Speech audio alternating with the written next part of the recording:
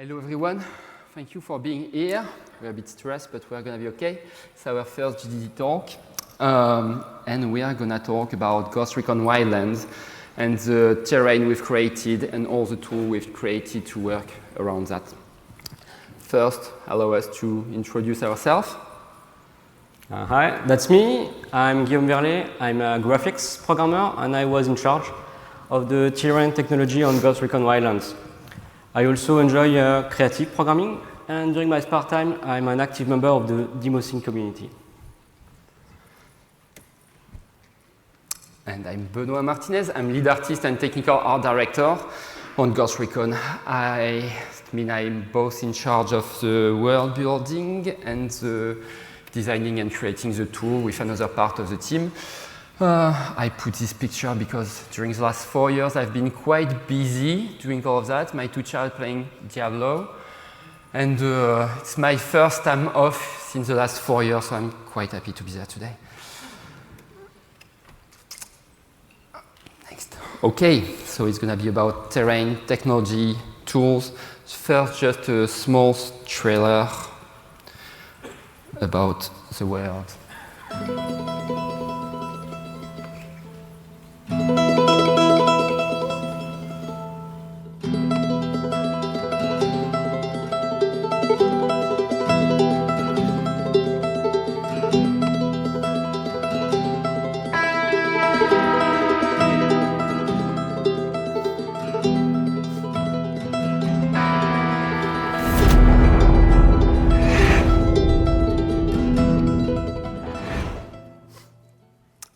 All right, so that's what we are going to talk about. This huge terrain, the largest action-adventure game ever made at Ubisoft. So it's going to be a lot about the terrain for a start, and Guillaume will talk about that. It's also a terrain with a lot of diversity, 11 different biomes, all with their unique and specific ingredients. It's somehow 16 kilometers of surface of water across the world, with streams and rivers. It's a lot of instance with a lot of trees, bushes, and rocks distributed. I'm speaking there about procedural content we've created with the tool, of course. It's a lot of roads, a lot of footpaths to go off track, a lot of crash barrier, traffic signs, and decal all generated. It's about the railways, 100 kilometers of railways. There's a lot of settlements and places to visit in the game, over 200, and 58 of the unique villages have been generated or created using some tools. And so today we are going to explain how did this all started, what was the very first prototype we did like 5 years ago. Then Guillaume will talk about the terrain tools, the terrain rendering.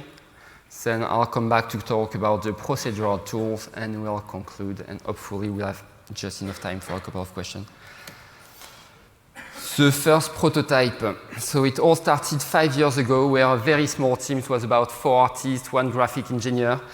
And we created, starting from DEM file, a huge terrain in World Machine, splitting all of that with Houdini, and I'll come back to that.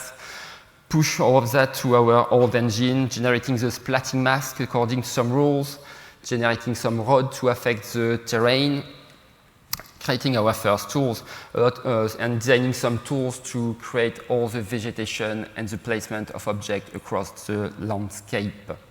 So it was a quite convincing test at the time, enough to decide to go full pre-production for Wildlands.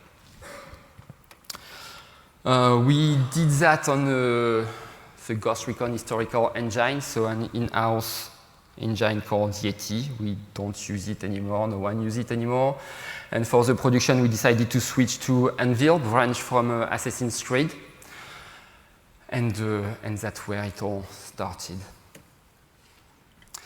One of the conclusions from the prototype was we needed a better terrain. Having a terrain-based mesh terrain was possible.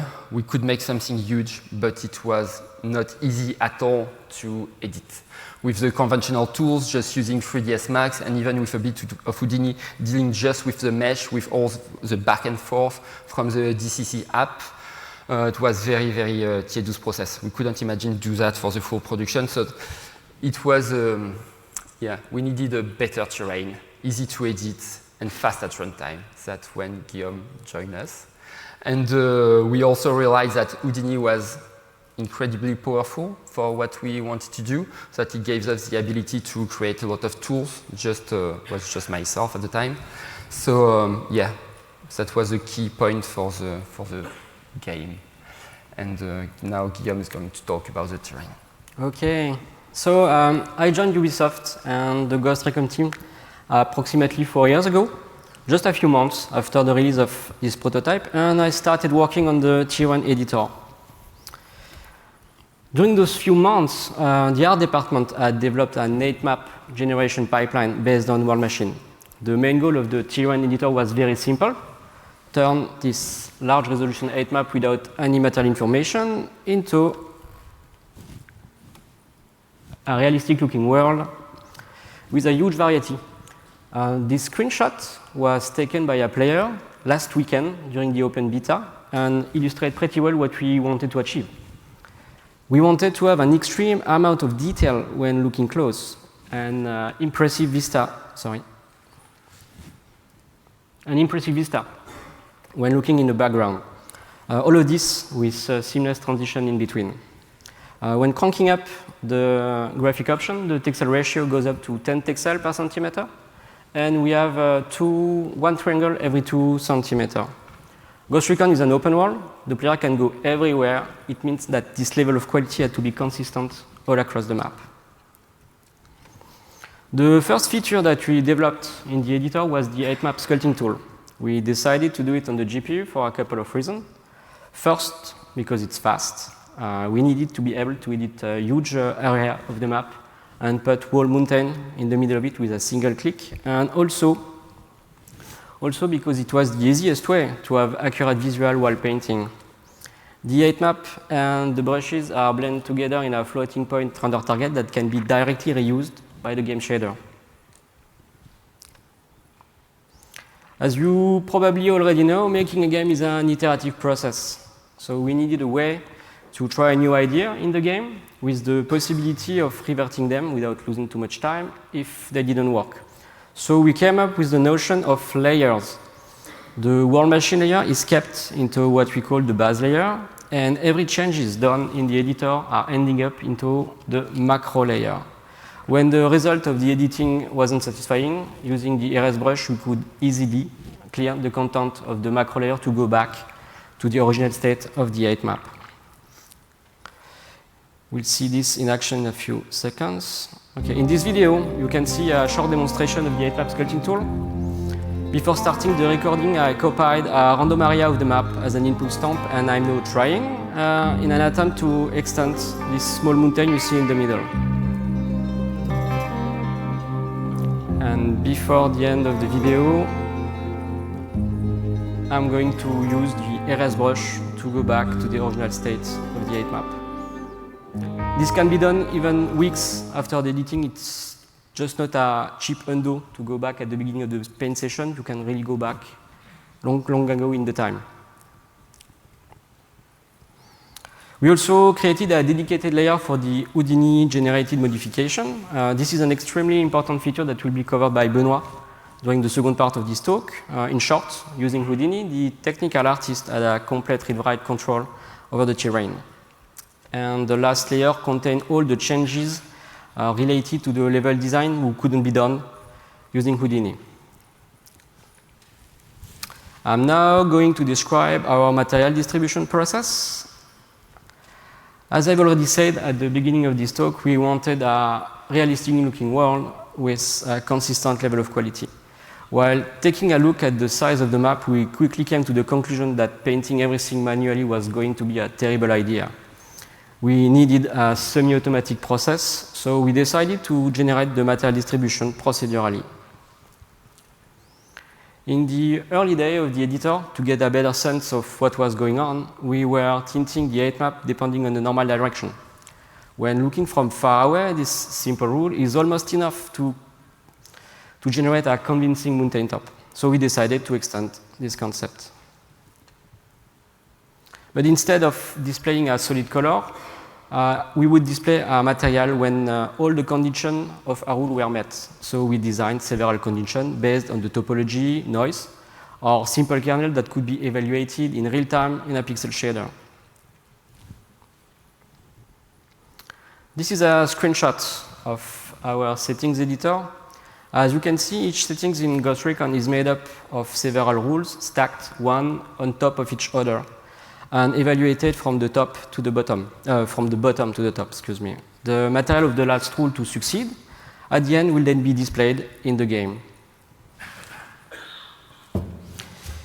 In this video, you will see how a complete setting is made from scratch. We started the editor in a kind of debug display mode that forces single settings all across the map. It makes it a bit easier to appreciate how it will react without having to paint it first in a test location. We just then continue to stack the material one on top of each other, and we slightly adjust all the parameters until they fit.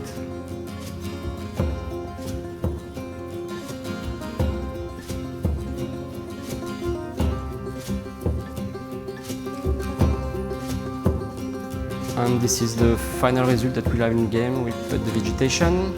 Just a second. Okay, no, the vegetation. This is the final result. That's what we'll have in the game. Just it's running in real time.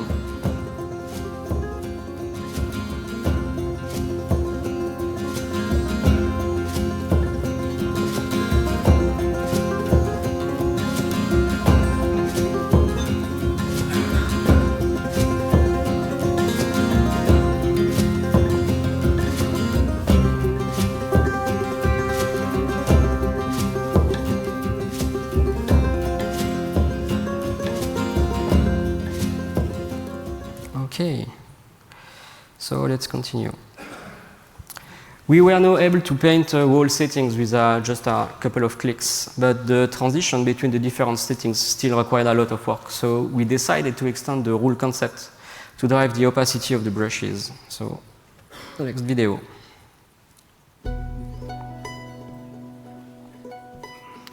We are going to start painting using a traditional radial brush. Okay. As you can see, the transitions are pretty harsh. It just doesn't look natural. So we had a first rule that allowed the painting only within this specific height range. Now we add another rule that is based on a curvature kernel to fill the gaps. It looks fun to do.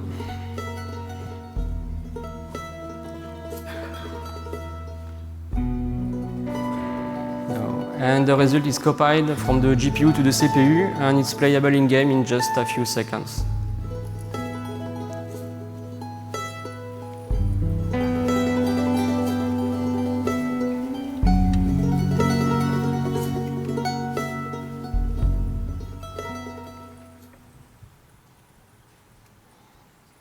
The result of the material distribution is then saved into two textures. We call the first one the splatting. This texture contains a material index for each entry of the height map. The second texture is called the vista, and it looks like pretty much like a Google Map screen capture. This texture will be used as an albedo for the distant patches. Then everything is cut into tile and compressed into a quad tree. This simple structure is very convenient for LOD generation and culling. Each node of the quad tree contains a small payload that can be streamed in or out by the loading thread depending on the culling result and the distance to the camera. Before moving to the rendering, I'm now going to quickly describe our materials. Each individual material in Ghost Recon is PBR compliant and is made up of several high-resolution textures curated with ZBrush and Substance. Every material also embeds a displacement map. tessellation-based displacement mapping helped us to get that next-gen look that we are looking for during the development of the prototype. Since we had very promising results, we decided to invest a lot of GPU time in it. Most of the terrain renderers that I know are using 4 materials at the same time, and it's usually enough if you have a single settings. Due to the diversity of our world, at the end of the production, we had a total of 143 unique materials on the terrain. Loading all of them at start wasn't an option, so we cached the 32 nearest material in a texture array.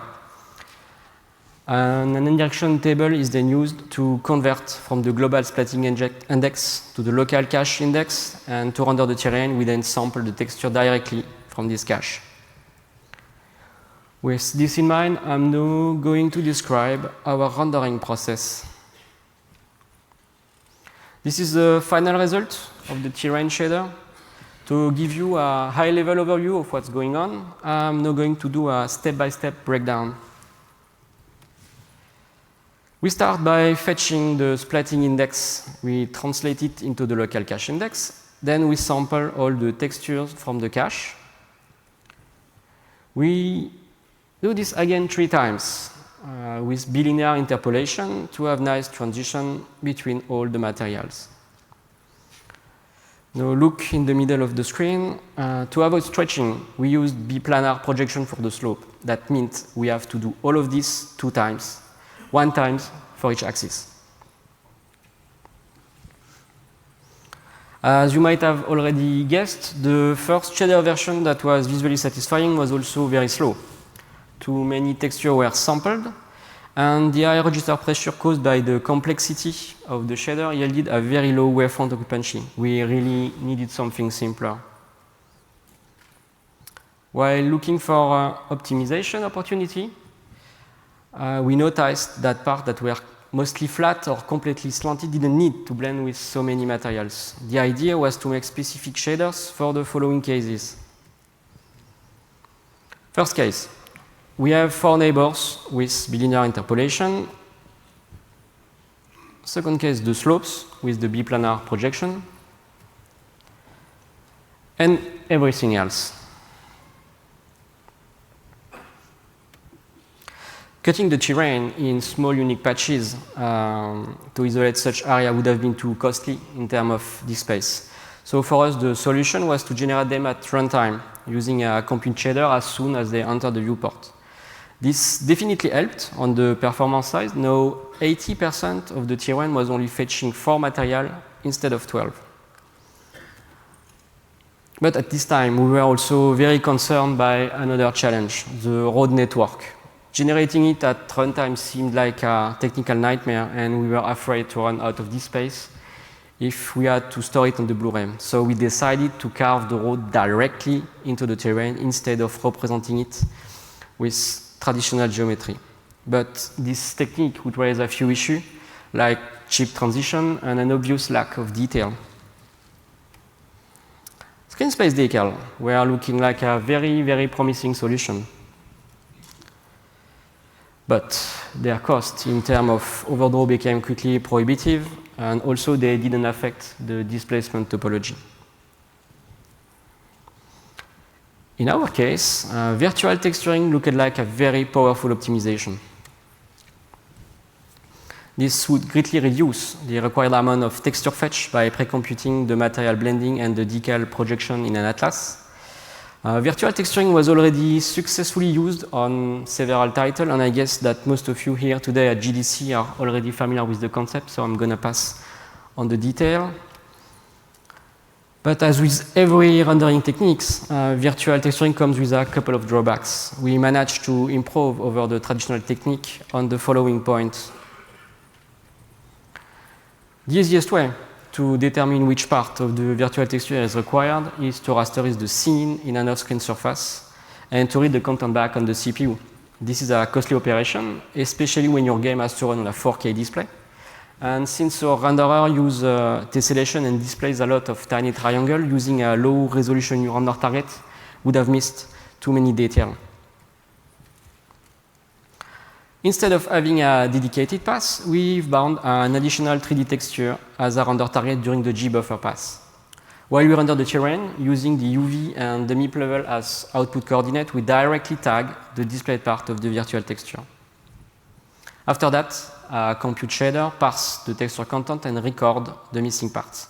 The result, we are talking about just a few kilobytes here, are then read later on the CPU. Now, some word about the amount of content. While running with the highest graphics settings, the virtual texture display a texel ratio of 10 texels per centimeter. If pre-computed and compressed, this would require approximately 2 petabytes of storage. So we decided to generate the content at runtime. The materials and the decals are blended together in an off-screen surface and compressed on the fly using the async compute pipeline. The situation with low frame-to-frame coherency was very tricky to handle, especially when driving a fast vehicle. The amount of tile to update could quickly kill the frame rate.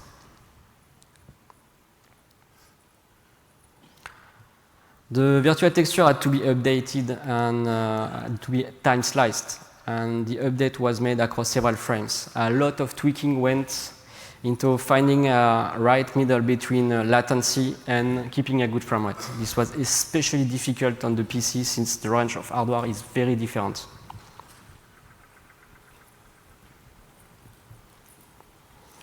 We managed to successfully replace our costly terrain shader with virtual texturing. Luckily, we took this decision early during the pre-production, and we adjusted the memory budget in consequence right at the start of the project.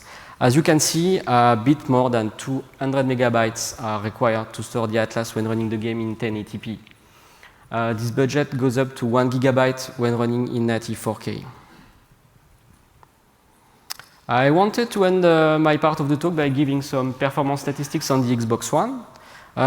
Those numbers are averages and are heavily view dependent, of course, but we can say that most of the time everything fits in less than 8 milliseconds on the GPU time, on the GPU side. This number also includes the BC compression, but since it's running in parallel, I didn't include that number in the 8 milliseconds. Okay. Thank you. Now Benoit is going to talk about the procedural tools. All right. So in the next part of this talk, I'm going to explain all the strategy for the procedural tools and how did we manage to put everything on top of the terrain. The biggest challenge was to deal with the very large and very small scale. We needed some tool very scalable where we could distribute everywhere but also control the detail locally. It's a big production, big enough to require some collaborative work, having level designer, level artists working on the same location at the same time. And of course, it has to be a lot iterative, because when we are speaking about procedural tools, that's one of the most interesting aspects about all of that, is you can test and try and fail and test again, push your rules, add some more parameters, and so on. And one key thing is to consider the tool as a data. It kind of means that, the tool contains a lot of information, it's going to push a lot of information, but it's stored as a data in your game. How do we define procedural tools on Ghost Recon? So it's mostly based interdependent tools. So all the tools are parametric mostly. And they need to be able to talk to each other and to communicate and to share some variables and groups and being able to pass the data to one from another. It has to be absolutely deterministic. If the terrain, which is the ground layer, doesn't change, the result on top of that should be the same. We are speaking about offline tools, so everything is baked and everything is on the Blu-ray. We are not doing anything at runtime because we are not. And it's mostly CPU based because we are using Houdini to create all the tools and to generate everything. And we found out that was a very, very good solution for us. Why is it a good solution? Because Houdini, if you're familiar with it enough, it's not a talk about Houdini, so I'm not going to go into too much into detail about the package.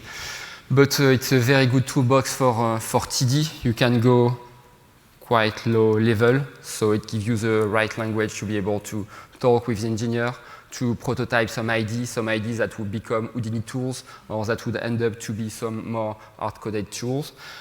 It will help you definitely to create tools that will be used in production, and you don't have to be a tool engineer for that. I'm speaking about a couple of technical artists here. Fast iteration, no compilation time, so you can create the tool, iterate the tool, make some modification, and distribute that to the production on the fly. Don't have to wait for the next build of the engine or anything like that. It's a small team, so it's 3 technical artists. 2 of them were totally junior when we started, never shipped a game before, never worked in the industry, and I was probably the most experienced, so 4 of us. And we use 2 different solutions from SideFX, so Houdini as a DCC app to create the tool, and Houdini Engine with proper integration in our editor. What is Houdini Engine? It's a product from SideFX, and basically it's the Houdini API that can be integrated in any host application. It means create a tool in Houdini using in your host application. And of course, a small render farm at the end of the project, 15 computers with Houdini Engine, so we could send some tasks and some jobs to the farm. One of the first key things was to be able to get the terrain directly in Houdini, because since it's the ground level, we work on top of that. We need some reliable tool to get all the layers Guillaume mentioned. So it's the first node we created to be able to fetch for any position in the world the 8th position for any point. So it displays a grid, but not only, displays points, fetch the base layer, but fetch any other layer we've talked about, so the macro layer, the micro layer, combine that. Basically, it's a bit recreating the feature of the terrain editor in Houdini without the performance. But performance good enough to manipulate all of that. We've been doing a lot of instancing. All those points are one object in the game, and they all have been distributed according to some rules using a lot of different tools. So you can clearly see the roads with all the decal, but you could see the village and guess the pattern and stuff like that. That's a lot we are talking about, over 10 million of points. So it's defining a point, it's more than a point, of course, it's a full matrix with a key to the object and sending that to the editor for the mostly to the hardware instancing, but not only. A short example, I called it the 2-minute tools to demonstrate the pipeline, how in 2 minutes to create a tool and use it to produce some content. So it's going to be something to create a bit of vegetation, so something easy. We want to create some vegetation inside a curve, so the input for the user is going to be a curve. We are going to scatter some points in there. We'll need to fetch the 8 map to display the points the right 8, compute the normals, average a bit the normal, compute the angle to a degree value, so every artist will be much more comfortable with that. Put some random rotate on every point to break a bit the pattern. Simple if to curl the point according to the slope.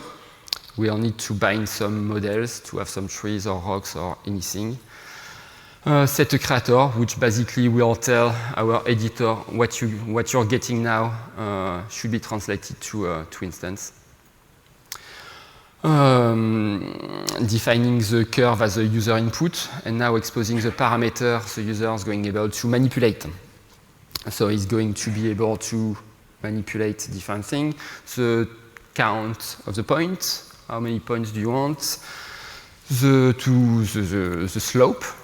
At what slope do you want to curl the point? What model do you want to bind? Everything we define, we bind it or not, but in this case, mostly everything. That's it. Send that to Envil. Create a curve. Hop. Load the tool we just created. Plug the curve into the tool. We'll need to give a model to have the first results. OK, here we are. So we gave the ability to the user to specify different models. So we are going to add a couple of more trees to break the diversity. The node we use to do that is a custom node. So for each instance, we are able to specify the ratio of the model according to the other model inputted. So let's play just a bit with the rule, add some dead trees around, yeah, just a small ratio to break the pattern. And it works, and we are going to change the number and maybe extend the road, the curve a bit. Okay, so it was a 2-minute tools, just accelerated a bit, but you have a good idea of how it would work and how fast and how easy it is to create some tools. Now we could iterate a long time on this tool. That's what would happen in production. Artists will come back, will say, I need this new parameter, I need to do that, can you help me to put the trees only along the road? But it's very easy because we got all the data from the terrain, and we can create any other data we don't have. So we estimate now that, rough estimation, but that 80% of the world has been at some point manipulated with Houdini, manipulated, created, or whatever. Of course, it's not where we put the most of the effort, because the artists have some time to focus on everything else, so probably the artists spend 80% of the time on the 20% left. We manipulate a lot of edge field. We are talking about the 32K by 32K texture, 32 bytes, 100 of gigabytes of layers, one specific hard drive just to deal with the terrain. We are talking about a lot about instancing, as I said, and a few custom meshes we generate with Houdini. Not too much meshes, because usually it's a bit painful to deal with, especially when you have to deal with UVs. But we are doing it a bit. Okay, now let's go to the specifics, the tool, how it works, and how we make it work. When we can access the terrain quick enough, we realize that it's not only about getting a edge field. We are able to get the edge field, get the splatting, get the material, all the information that has been created on Guillaume's side. We could interrogate all of that. But we could also, from the terrain, define much more information that were there and just needed to be extracted, like the roughness, the wetness according to the placement of the river, the average sunlight that will be very useful when it will come to create some vegetation, recompute some water flow because the initial terrain came from War Machine, but we have all the tools to sculpt it. The water flow mask initially came from War Machine, but anytime we sculpt the terrain and we modify the terrain, we would like to regenerate that, to update it, and to be accurate according to the latest sculpt of the terrain. Just a short video to introduce what will be defined as the procedural layers. So it's roads. They are procedural, some vegetation, some decal, all the propsing placements along the roads.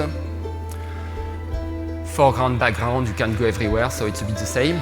The vegetation, the rocks, placement. This is manual, but everything else is procedural, including the fences, the line, the river, the vector flow map for the river, or the mesh of the river has been generated. The village, here an example of a generated village with a tool. The terraforming has been terraforming, placement, object, rocks, the placement of each individual building, and the propsing that come with the building. It works well locally. It works the train would punch holes in the terrain to put the tunnel and the bridges. All the bridges will be modules gathered and created with Houdini. It works on the small scale, but also on a very large scale, as you can see there, with a lot of small road, a lot of railway, and everything blend quite nicely.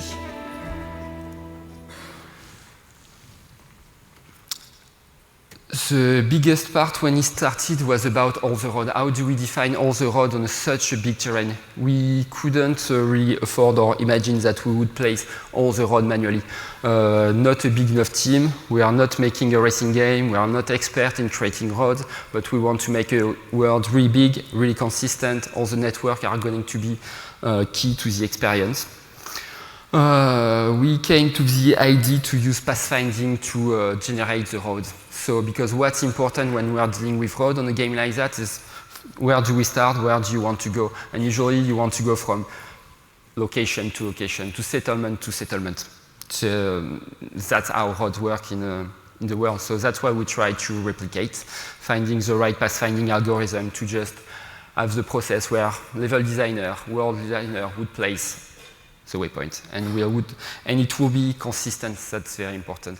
The maximum angle for every world would be 20 to 25 degree maximum. We would have a set of predefined size for the road, and the tool, the algorithm, would always create a consistent result that would match with any other work. So we have a full team, but it didn't take long to have all of that.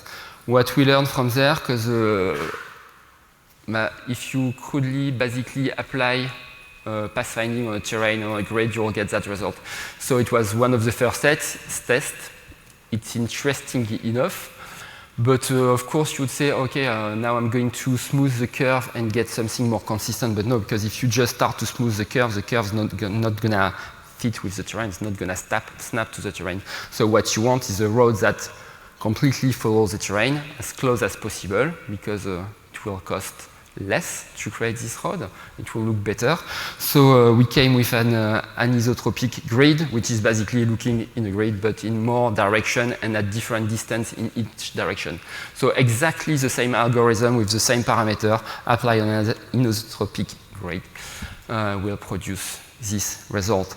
And it was, okay, here we are. That's what we're going to do. That's how it's going to work. Of course, it was a long road because we needed to have the road to connect to each other and run all of that in a loop and be able to edit by tile and everything, push it to the farm. But it means from a road terrain like that, we were able to generate consistent road going everywhere with different size, different paths, different parameters, but all consistent in every location. So this is basically how the roads work, define waypoints, and as an output we expect the road trajectories that we are going to reuse for the traffic system, but we are going to reuse the AI, hide runtime. We are going to pass that to the gameplay programmer, tag some special attribute at the corner, at the cross and everywhere. But also about pushing the terraforming, the splatting and generating bridges along the road.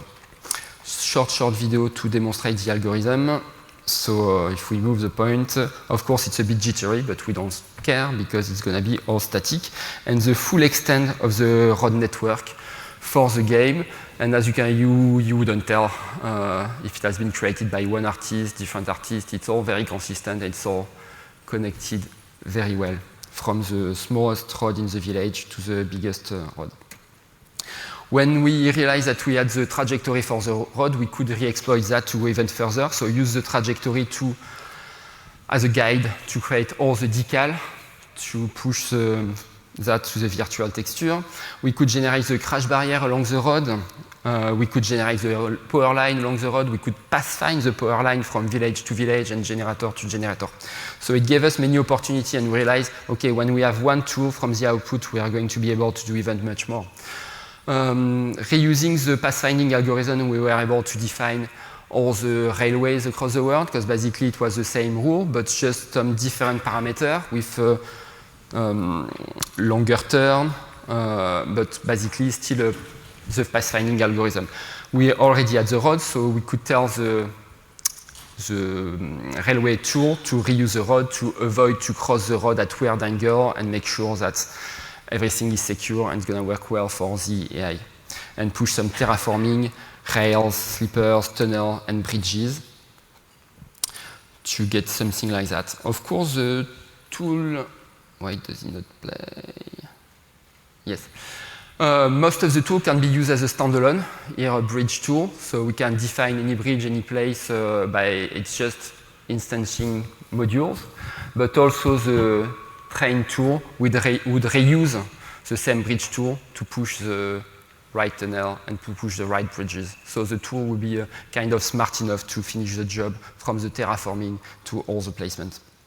Because of course sometimes it's a better path to just create a bridge or create a tunnel. It costs less. All the river. So we have two types of rivers. The river has a main level, water level. flat. And we have all the streams going down the hills. For the stream, we use a bit of pathfinding too, and we are able to generate the vector flow map along the defined trajectory to output some terraforming to affect the terrain, some splatting to affect the texture, the surface mesh. All the river and the water in the world are connected. It's one big, huge mesh, unique mesh for all the world that we split into tile with all the LOD, but everything is connected with a consistent vector flow map all across. And generate a wet test mask that would affect the terrain settlements. It was a big deal for us. We realized that, a bit like the road, okay, we won't have the manpower or the time to create all the settlements by hand by ourselves. The world is so big, we need to have a lot of them. So better than trying to brute force it and end up with not enough diversity in the world, let's spend some time and enough time to think carefully about how we are going to plan that and how do you want to proceed. So we spend a year to build a tool that will be used by all the level designers to create the village. And it was a bit scary, because it was probably one of the biggest tools we made, but it worked at the end, and we are quite happy from the result. So the tool has a lot of parameters, but basically, in a nutshell, it's about defining a center, defining the boundary curve, defining a lot of presets, and letting the tools do its job, and the tool would output everything that needs to output it, from the terraforming to the placing to all the building placement, but also all the activities in the village for all the NPCs, so not only visual, but placing some other kind of entity in the world, connecting all the power line from the closest road to the village to the building, placing walls, side walls, and stuff like that. A short video of the village tool. Yes. So it comes by defining the center of the town, evaluating the different area for the town, from the center to the outskirts where are probably going to be the farm and stuff like that. We can create different kind of pattern, more radial pattern for a more organic look, or a more square pattern. Then the roads are generated internally. They can be defined by hand or let the tool do the job. For all the building, we can define a set of rules. Let's say I want to have a church and I want the church to be in the middle of the village. And I want some farm on the outskirts, and I want this type and this type of model with this ratio distributed everywhere else. And of course, the village is going to automatically connect to the closest road. So from the basic terrain, it will generate something like that for the terraforming and the placement of all the building with all the nice details that would come along. Yes, that's it. So,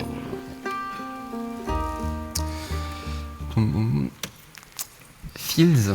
As I said, the tool can be connected together. So we have a lot of farming area in our world, a lot of coca fields. And the fields, if it's an independent tool that can be used as a standalone, it also can be connected to the village tool. So the outskirt area that has been defined can be connected to a field tool with all its specific parameters to create the specific placement of the activity of the farm, of the specific grass for the field, and everything like that. Rock layer, we are going to have, of course, a lot of rocks and vegetation in the game. We won't spend too much time on that. Basically, how to define, how to place rocks or vegetation. We all do the same stuff when it comes to it more or less procedurally. Defining a distribution mask where the density will be affected. Of course, all those tools run in editor, so the artist would first tweak some parameter to define the density mask according to some material from the terrain, occlusion, curvature, flow map, roughness, post filter to blur that, apply a ramp. It would click render, so it's a software render done in Houdini. It will display this kind of picture where it's green, it's going to be the mask. And then it can tweak the parameter for the distribution of points of the rocks inside the mask with all the custom tool and all the custom rules that the rock artist asked me to implement. Of course, the rock layer will consider the placement of the road, the railway, the test settlement, the water. because we don't want any rocks in this area, or in some special case, yes, we want rocks in the water, but we would have a special parameter to allow that. Something very specific I'll talk a bit about later is this point cache. We've seen a couple of times since the beginning. Yes, we don't send the rocks directly to the editor, but we send that to a point cache that's going to be read to push the point a bit later, but I'll talk to you about that. And we also push a VDB volume, so a voxel volume for each rock. The voxel volume would be used in this case to be sure that when someone creates some vegetation for the same location, we can read the volume and make sure that no point for trees are created inside a rock. So it's easy because it doesn't cost anything to write this volume when the rocks are created. So it's easy, it's there to be interrogated by the vegetation tool anytime we modify the vegetation. It's all based into curve input, so vegetation rules, it's a bit the same, a bit like the rocks. What's good is we've been able to iterate a lot with something like over revision of the tool in a couple of years. So pretty much, if not every day, but every week, we had to add something, tweak something, fix a bug, make it work better, faster. And the preset support for this tool, but for any other tool, we have a preset support because it's very important.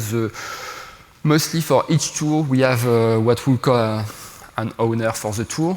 So a level artist, often, or a level designer would work with the technical artist in charge of designing the tool.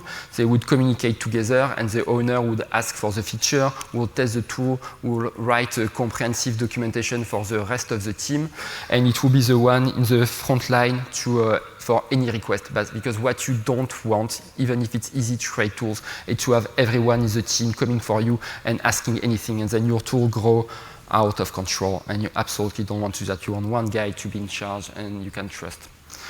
And the preset, that's exactly what preset allows, to have the owner to control the tool, to master the tool, to create a lot of library, and then the library can be reused by any artist, and they don't even have to understand the panel or to tweak the parameters. So what about this point cache, and what is the subtractive workflow and asynchronous update? Too many fancy words to explain something that subtractive workflow, it's very difficult when you work procedurally to have the right control over what you do manually. It's always the tricky part. Okay, I want to generate a lot, but what if I want to control this specific part? You can, but next time you are going to regenerate the content, your manual modification will probably going to disappear. So the idea is to generate everywhere and as much as we can. The artists in charge of the vegetation do not consider the placement of the village, of the roads, of anything. It just creates specific vegetation and good rules for every biome and just push that all across the world. Then we subtract when in a latest process, in a process after, all the road would subtract the vegetation, and all the vegetation would go away from the settlements, from the rocks, as I mentioned, and everything. Also, any artist, any world designer would have the ability to put some exclusion curve anywhere for vegetation, but also in a village. Let's say in a village, you want to have this specific house just in the village for the boss, and it's very important to design that very precisely. Create an exclusion curve. There, you're going to work exactly as you want. You're going to design with conventional manual tools, and everywhere around you can generate your content, and you can regenerate your content if the terrain change, if the tool improve, or anything. So that's the subtractive workflow. The asynchronous update is we don't need to update everything all the time. Even if the terrain change, and even if the terrain change quite a lot, to the point that all the trees are going to be floating around, you don't really need to pay the cost of maybe a heavy computation for recompute the new rules. You can afford to just resnap the trees to the ground, and it's going to be okay for some time. So we would recompute the vegetation and the rocks and the complete placement. I said monthly, but once in a while, and save the result to a point cache. And then every day, twice a day, automated on the farm, we would get all the results from all the point cache. we would check all those point cache together with some kind of rules like I talk about the rocks and the vegetation, but it's also making sure that the power line do not cross the foliage and all this kind of stuff. Basically make sure that the world is fully playable, that there won't be any object, I wouldn't say in the walkthrough because there are no proper walkthrough, the player can't go anywhere, but not object obstructing the road or floating around, making sure that it looks decent and it's playable.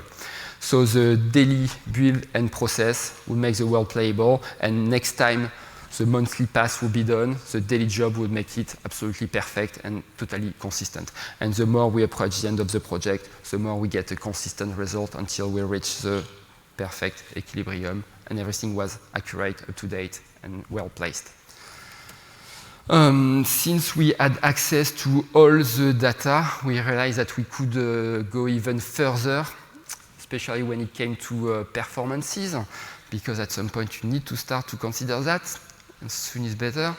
LOD multiplier. We can get all the point cache and all the entity in the world in Houdini. We can get that per tile. We can process it as much as we want. We have all the tools to do it. So we compute LOD multiplier per object. So it means in a very dense forest, we can allow to lower a bit the quality, a bit the distance for the LOD, but you wouldn't notice because it's a density that's going to make the difference. And we preserve the border of the road to be sure that in the most obvious case we are not degrading the quality, but we were able to balance the quality. And this is done during the daily pass. So every day, if the artist tweaks the rules, it's going to be updated, and all that's going to be pushed to the game, and we'll be able to measure the impact and see how much we did improve the performance. And it's not only about visual. We worked with the sound designer too. Same idea, because we can access all the data. It was not fair to, and we have so much control about how much we iterate and play stuff. It was not fair for them to have to do stuff manually, especially when we were changing our minds all the time. So we made a tool to analyze all the object placement in the world according to the terrain, so get the terrain position, elevation, slope, curvature, and everything. Position of all the objects. We know what kind of objects are just looking at the naming convention, just looking at the name. So we know that we could define that we're in a dense forest and just set the right ambient sound for that. So it ended up to generate a splatting mask like that to play the different sound, and this was recompute twice a week, Wednesday, Saturday. To be able to maintain all those data, all of that, and to recompute daily, monthly, whatever, we need to improve our knowledge beyond Houdini and beyond everything. We started to write some Python tools, of course a bit in Houdini, a bit of scripting, and then we extended to some standalone tools. So PyQt to create this kind of stuff, World Batch, which is our tool to per tile, being able to recompute any kind of data for any layer of the world and have some change job for any order. So let's say the terrain has changed somewhere, so we want to update the vegetation, the rocks, and we want to do the compilation process of all the point cache and push that to the game. So we can send that to the farm, and we can schedule the job. So we would have some job schedules every night, every lunchtime, every weekend, and different kind of job with different frequency, but just to be sure that everything is updated and playable. We are coming to an end for this talk, but my conclusion for the procedural tools is we pushed 145 tools to the production with only 4 technical artists. I said that, 2 of them were not experienced at all. And it worked very well. We had to convince to change the way we were designing the world, because it's not only about pushing tools, we had to change the philosophy, but everyone embraced it at the end. So it worked great. Fantastic team. And it gives the artists the time to focus on the detail, to focus on what does matter the most, and what makes their value, not doing tedious stuff and redoing over and over again the same horrible task. And it's more than visual, it's sound, gameplay, logic. So we work with the sign designer, we work with the gameplay programmer, we push all the logic, some of the logic in the game, placement of entity, the traffic for the road, and other stuff, spawner and stuff like that. That's about it. So we are going to conclude saying, why did we do this talk together? Because we do the same stuff. Guillaume is an engineer, I'm a TD, lead artist, but we end up to create tools during the production to talk a lot with each other. The art team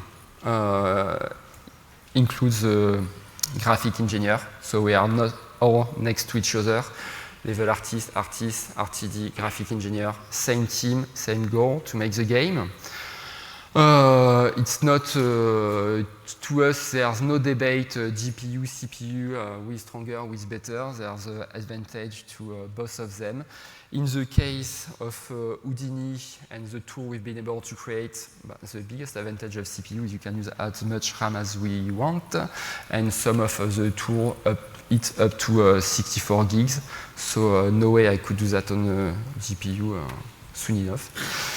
So maybe one day, or maybe we'll be refactoring some part of our tool to use GPU better because there's support for GPU in Houdini now with some custom OpenCL nodes, so we are definitely going to improve everything.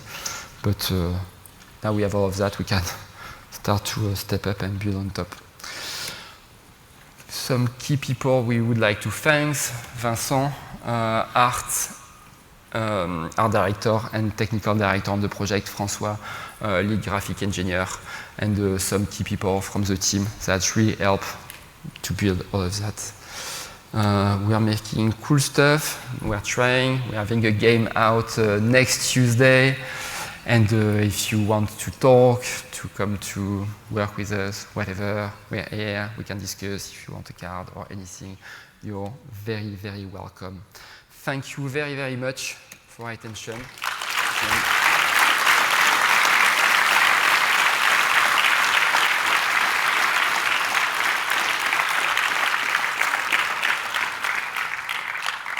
And we have a couple of minutes for some questions, if you have some.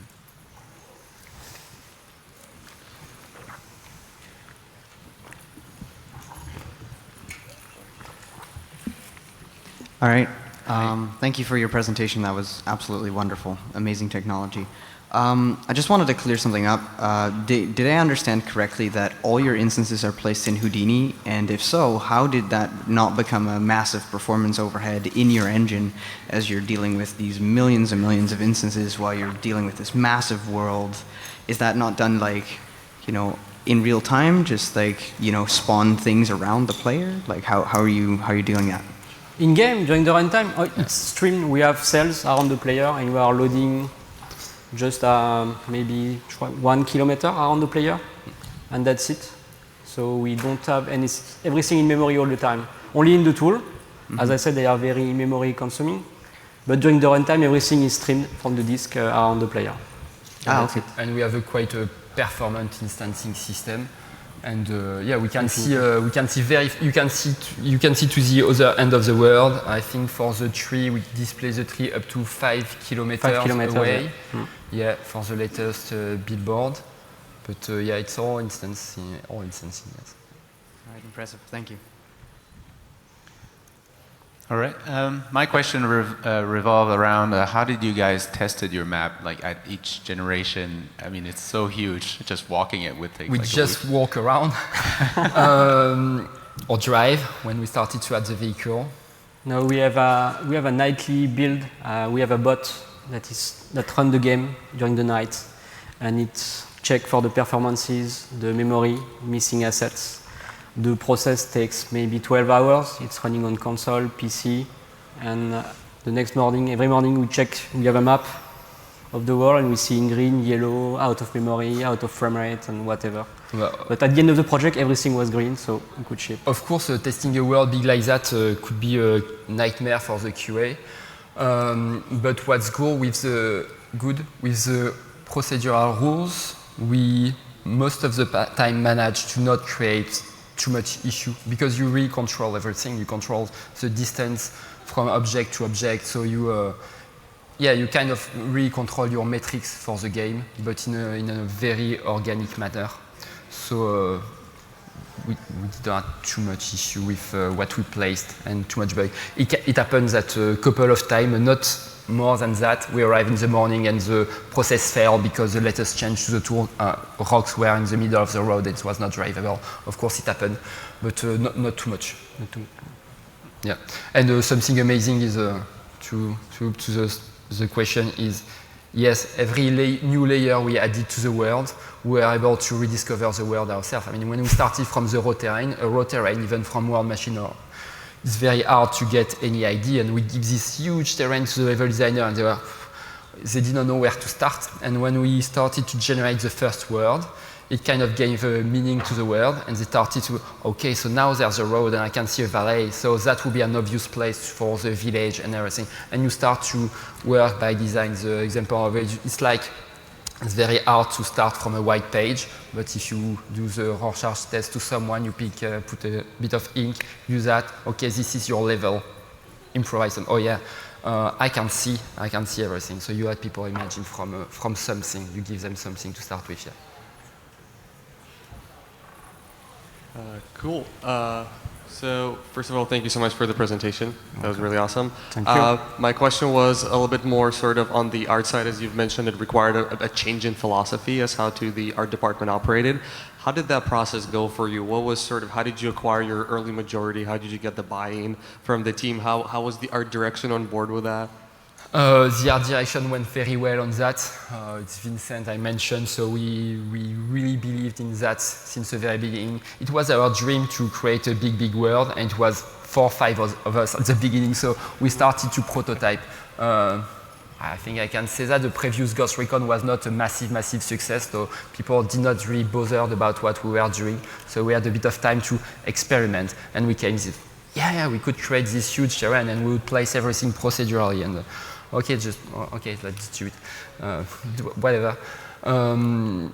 So yes, then when the team started to grow, yes, we had to convince more and more people that it would change the way they would work. But they went on board with it quite well because they realized that it would just be an impossible task to populate such a big world like that. And the very good part with that is we've been able to manage all along the production for a kind of small world building team. So we can work very close to each other. We can have a very flat structure. We don't have to have an associate producer everywhere or anything. We really talk to each other. We can talk about the tool. We can decide what's better or not. So yeah, because of the tool, we maintain a small team, a very good work balance, quality, whatever you call it. But yeah, it was at the end, it was not the hardest production I've been involved to at all. And yeah. So That's awesome to hear. How big was the team at the end? Mm-hmm. How big was the team at the end? In Paris, for the level art, I think I had up to 17 people, including the tech artists, the level artists, the props artists, and about the same amount of people, I think, for the level art in Bucharest, and a couple of people in Montpellier. But that's the maximum amount at a given time, so it's very hard because it's fluctuating, but not a big team for such a scale. Cool, yeah, definitely not a big team for that much art. Great job, you guys.